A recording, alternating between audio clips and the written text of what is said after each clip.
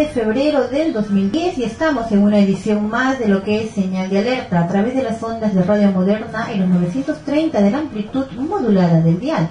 En la mesa de conducción los saluda como siempre su amiga de todos ustedes, Flor Rodríguez La Torre y Herbert Mujica Ortaz. Y cuando ya son las 4 de la tarde con 3 minutos la hora oficial en todo el país, aquí comienza Señal de Alerta. Son los principales titulares del día de hoy.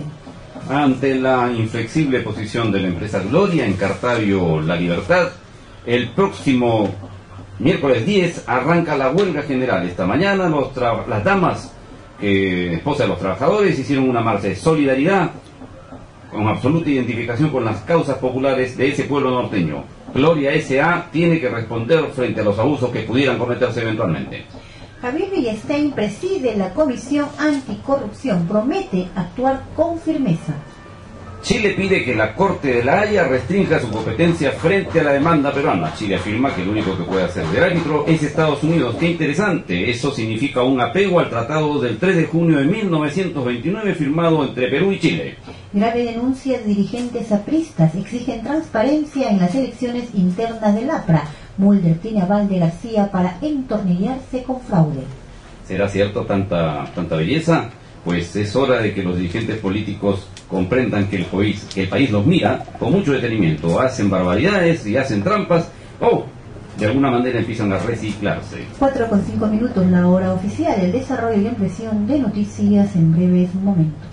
Bien, y vamos con el editorial del día aquí en Señal de Alerta. ¿Qué Mujica? Cómo no, un suceso importante ha anunciado el Mercurio, el diario chileno más importante, en el sentido de que el gobierno chileno, el Estado chileno, ha pedido que la Corte Internacional de Justicia de la Haya restrinja su competencia frente a la demanda peruana sobre delimitación marítima. Chile afirma que el único que puede hacer de árbitro entre ambos países es Estados Unidos, conforme a lo establecido por el Tratado del 3 de junio de 1929, el tratado que sella la paz y la definitiva obtención de Arica por Chile y Tacna para el Perú.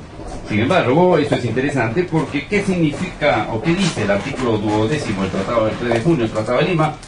Dice la letra lo siguiente: para el caso en que los gobiernos del Perú y de Chile no estuvieran de acuerdo en la interpretación que dan a cada uno las diferentes disposiciones de este tratado y en que a pesar de su buena voluntad no pudieran ponerse de acuerdo, decidirá el presidente de los Estados Unidos de América, ¿no es cierto?, la controversia.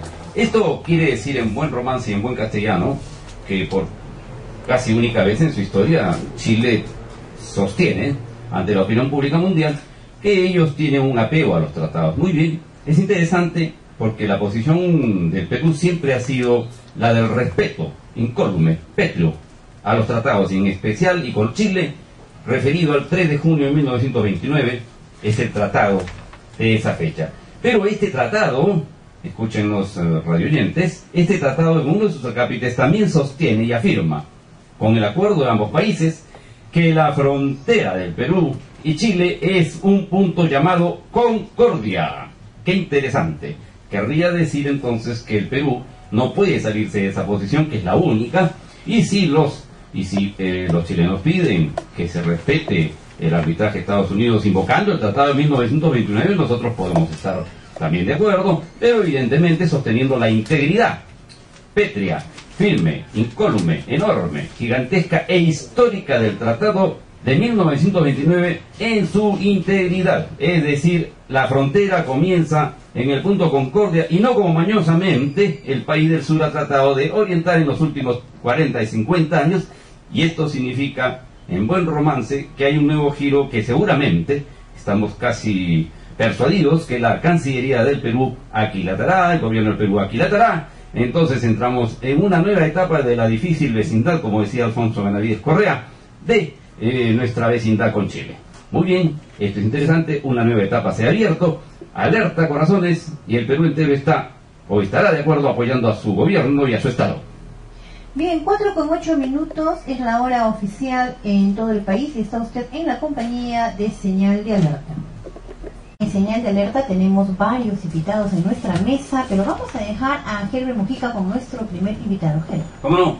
Está en nuestra cabina en Señal de Alerta, un asunto por el cual agradecemos su cortesía, Nada menos que Alfonso López Chao, en vigencia, miembro del director del Banco Central de Reserva, hombre, escritor de 4 o 5 libros sobre economía, finanzas y la realidad nacional, profesor universitario de diversos centros académicos a nivel nacional, también internacional, ha pertenecido a las fojas de profesores de la Universidad Nacional Autónoma de México, es decir, un hombre con alguna capacidad intelectual notable, y a quien vamos a interpelar hoy, si le parece bien el término. Alfonso, ¿qué nos puede decir el BCR, usted, en medio de una campaña que se avecina, pero qué le merece, qué opinión le merece las circunstancias actuales por las que pasa el país? Gracias por la invitación, estimado Herbert, gracias a Radio Moderna. Pero yo creo que el mundo ha vivido una crisis como la que no se vivía de los años 30. Toda América Latina y el mundo han sido afectados. Las economías han decrecido. En el caso del Perú han bajado del 9.8% a casi 1% en el 2009. De manera que la crisis no ha dejado de afectarnos. Afortunadamente, a diferencia de otros países como Venezuela, por ejemplo, el Perú cuenta con una macroeconomía más o menos estable, no tenemos grandes déficits fiscales, las reservas son altas, y esto nos ha permitido ser uno de los pocos países que va a crecer en el 2009, y eso es importante. Y en el 2010, yo, como muchos economistas, esperamos crecer entre 4 y 5%. Como no, Alfonso, casi estoy tentado de decir que usted coincide con el presidente de la República cuando dijo que el Perú estaba al margen y que no le iba a pasar nada. No obstante, de 9 a 1% creo que es una sensible baja, ¿no? Al margen, como ha dicho el presidente, no creo tanto. Yo creo que trato de diferenciar. Si yo juzgo la argumentación del presidente como ciudadano, creo que quizás diría que pecó de optimista, pero si yo la miro como hombre de Estado, un capitán de barco no puede decir nos vamos a hundir, ¿no es cierto?, porque todo el mundo se cae.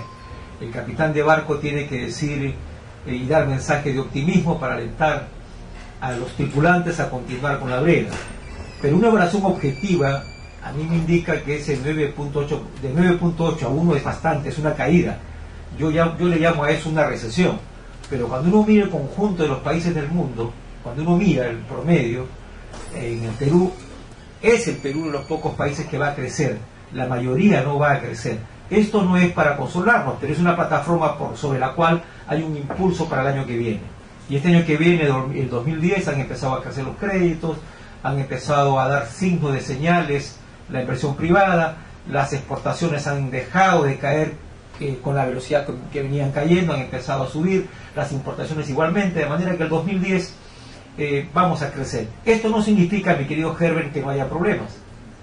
Yo he venido diciendo que es necesario e imprescindible corregir el modelo económico, que el modelo que tenemos, a pesar del crecimiento, obviamente el hombre de a pie no siente el crecimiento, y yo creo que es porque este es un modelo que, si bien es cierto, genera estos crecimientos que no hay que desdeñar, es incompleto y hay que superarlo, porque este es un modelo que no genera empleo en la necesidad que el Perú necesita, que es ciertamente a veces excluyente porque no es inclusivo, y nosotros necesitamos un modelo económico que a cada cosa que exportamos se le ponga el corazón y la inteligencia de los peruanos. Cuando esto ocurre, se genera un círculo virtuoso en la economía que termina por envolver a la nación peruana. Importante señalar que usted ha reconocido que esas caídas, las caídas hondas de los Cristos del alma, que decía el Bate Vallejo, es un hecho, es un asunto sobre el cual no hay discusión. Probablemente hay matices, y hay matices interesantes que permiten, como usted ha afirmado, decir que el próximo año, a diferencia de otros sitios, vamos a crecer. Muy bien, puede ser interesante, pero también ha atisbado una verdad que es cierta. Al hombre de a pie, para decirlo en los términos en que hoy se habla, en la guachafada esa que inventaron los españoles, de a pie, ¿no?, o de cara, un lenguaje bastante pobre que se utiliza hoy en muchos medios, ¿no es cierto?, para decirlo de otro modo más simple, más llano. El hombre de la calle le va y le vienen este tipo de caídas enormes, porque su pobreza, su ansiedad, su desesperanza y su tristeza cotidiana de llegar a la casa con menos soles o con un sol que tiene menos poder adquisitivo que el día de ayer, es la misma. Eso no varía. ¿Es eso lo que los economistas